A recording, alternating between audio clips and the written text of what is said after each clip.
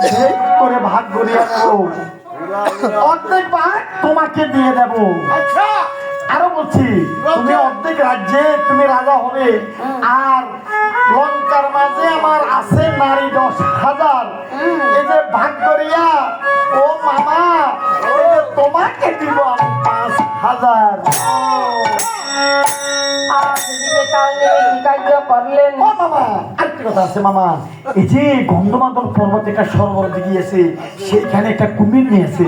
এই কুমির নি আরে সরোবরে কৌশলে যদি তুমি তাকে সেখানে পাঠাতে পারো, তাহলে এই কুমির নি হনুমানকে খেয়ে ফেলবে। আর মামা তুমি বিনা পরিশ্রমে আমার এই ফল ভোগ করিবে। আর এদিকে রাবণের কথা শুনে কালনে তখন কি কার্য করলেন, এই গন্ধমাদন পর্বতে যাওয়ার জন্য তখন সংকল্প করলেন। ও বাগিনা রাবণ, তুমি যাহা বলিলে সরসতে, ওই গরফুড়া হনুমানের কাছে কোনো বুদ্ধি নাই থাকে। ও গো মা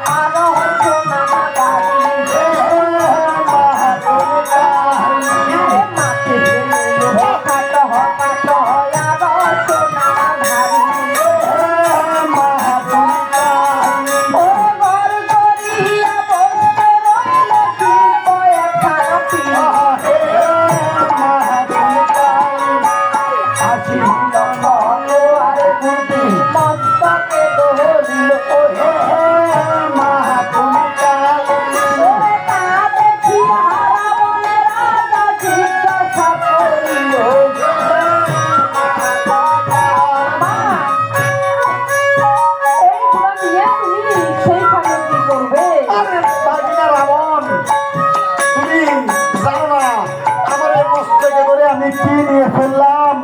আরে তুমি হইলা রাজ ভোলা, আরে কাজ ভোলা, আরে মস্তকে করে নিয়ে চললাম আমার জফের মালা। এই জফের মালা দিয়ে তুমি সেইখানে কি দিবে? আরে যদি বয়ে হনুমান করতে আসে রণা রে,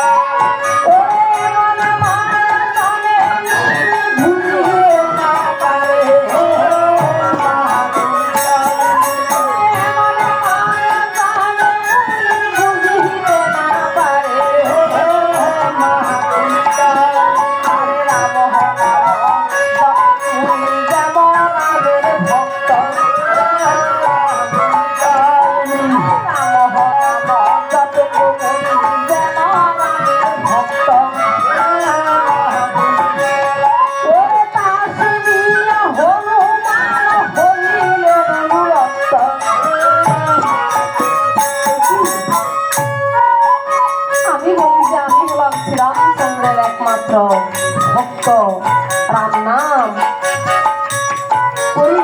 এই কি দেখি এইখানে আমার সেও ভক্ত আছে, সে অনর্গল রাম নাম জপ করিতেছে।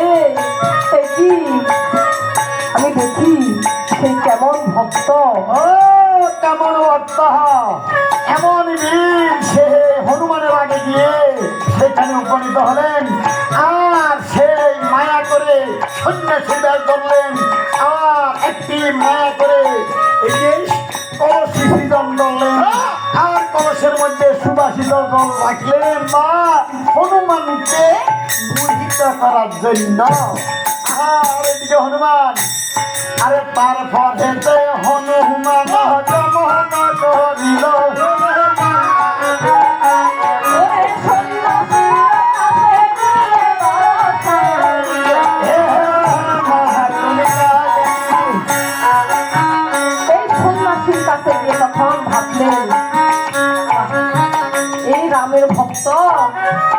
কাছে যদি যায় আর যদি দর্শন করি আমার এই দেহ থেকে সর্বপাপ মোচন হবে।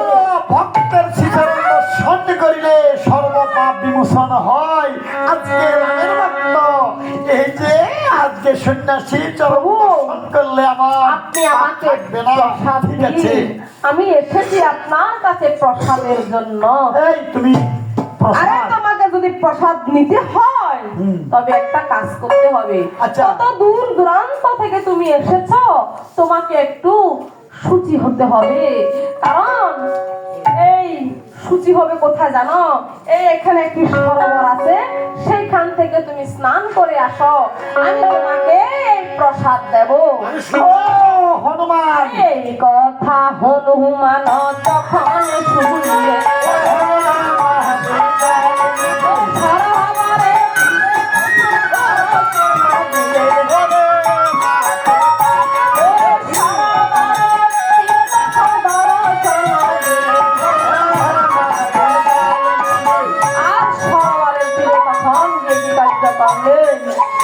এই যখন স্নান করতে নামলে তখন তাকে একটি কুম্ভিনী তখন পাগল ধরলেন।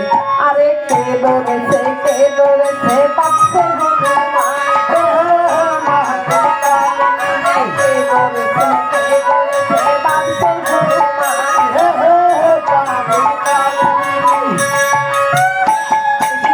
মাতুল কালমিনী,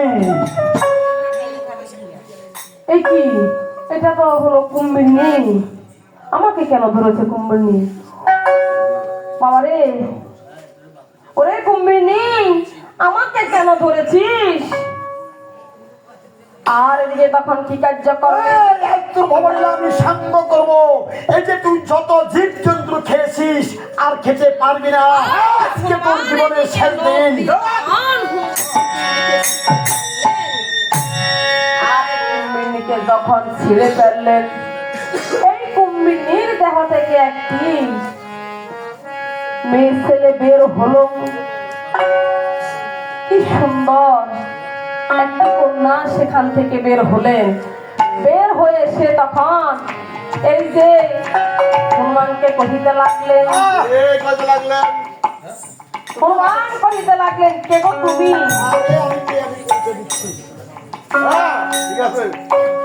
আমাকে তুমি চিনো না? এই তুমি বনের বানর, আমাকে চিনো না? আমি হইলাম খন্দকালিনী। বন্ধকালে তুমি এখানে কেন এসেছো? আরে আমার পূর্বের বিবরণ তুমি তো জানো না। আমি স্বর্গের অপ্সরা ছিলাম। আমি প্রতিনিয়ত ইন্দ্রের ভুবনে নৃত্য গীত করি। একদিন তাল ভঙ্গের কারণ সেই আসর ইন্দ্র আমাকে অভিশাপ দিল। অভিশাপে এলাম নিমজ্জর ভুবন, মধ্য দামে তপ করেননি, তার নাম হলে দক্ষ। দক্ষ অঙ্গের সাথে মোর অঙ্গ থেকিল। মুনি আমাকে সাপ দিল অসংখ্য।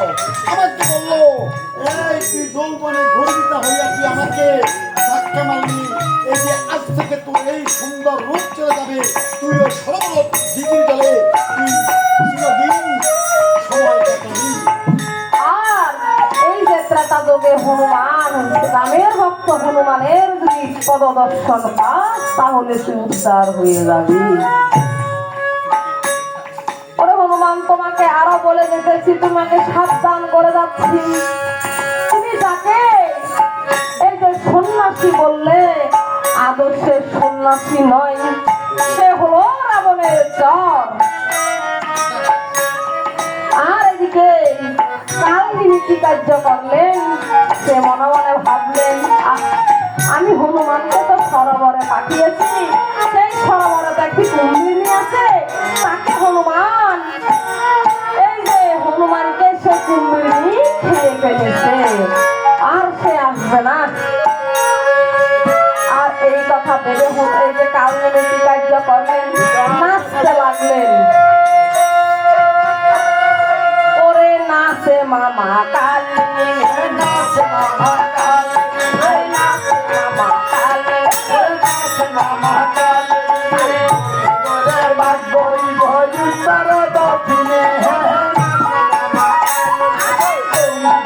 বাগবই বই তার দক্ষিণে।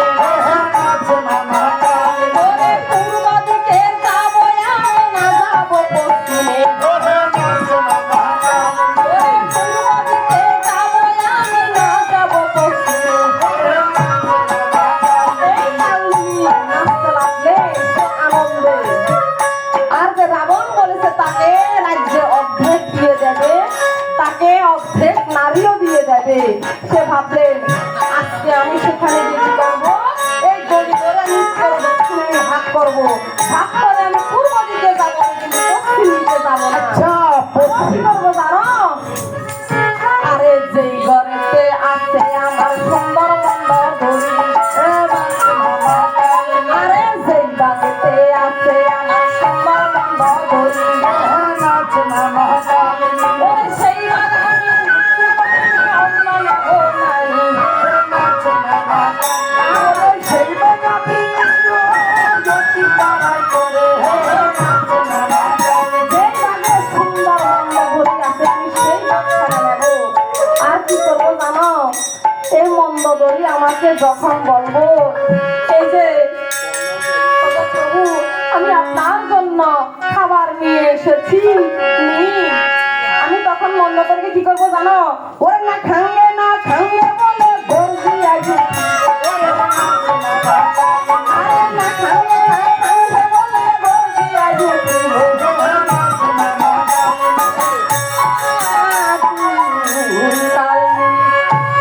ওরে যাই